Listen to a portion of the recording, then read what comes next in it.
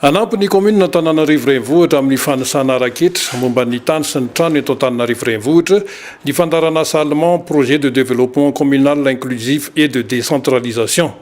Nototosaina ny anarby 20 Desambra 2024 tetsy amin'ny lapan'ny tanàna Analakely nisy ny mirakitra izany fifanaraha-piara-miasa izany ka ny ben'ny tanàna ny Arivo Lalora Valomanana andaniny ny taleniny PRODC de GIZ Florian Garcia kosa ankilany. Anisan'ny tanjona lehibe ny fampitomboana ny fampidiran-ketra eto Antananarivo renivohitra amin'ny alalan'ny etra-trano sy ny etra-tany. Manazava vetrany ny taleniny tetika asa projet de développement communal inclusif et de décentralisation Florian Garcia sy ny lefitra faharoa ny ben'ny tanàna ny Arivo Julien André Mourasata.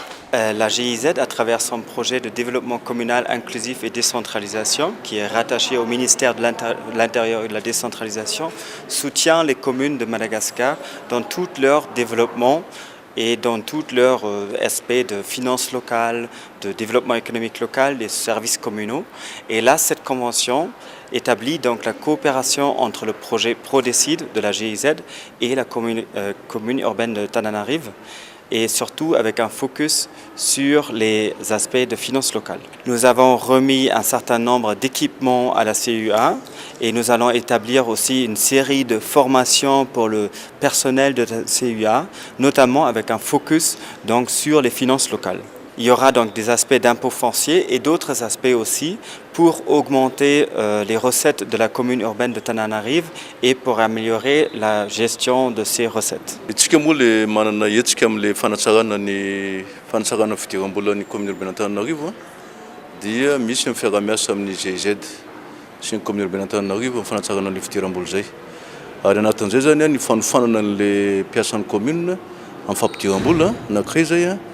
Dia anatin'izay koa le fanaovana recensement fiscal. Recensement zany jerena daholo le hoe aiza ny tokony angalana ny letra ny impôt foncier zany IFT. Zay zany le izy ka manohana ry zareo mikasika an'izay. Manohana izy mikasika an'izay ary nameme an'ireto fitaovana reto afahana mba en réseau zany le système de perception sy recouvrement mba anatsara ny le fitiavam-bola. Dia isy ihany koa ny renforcement capacité zany hoe fanofanana mihitsy ampiasan'ireo fitaovan'ireo ary fanofanana ihany koa mikasika ny finance locale zay apin'ny GIZ.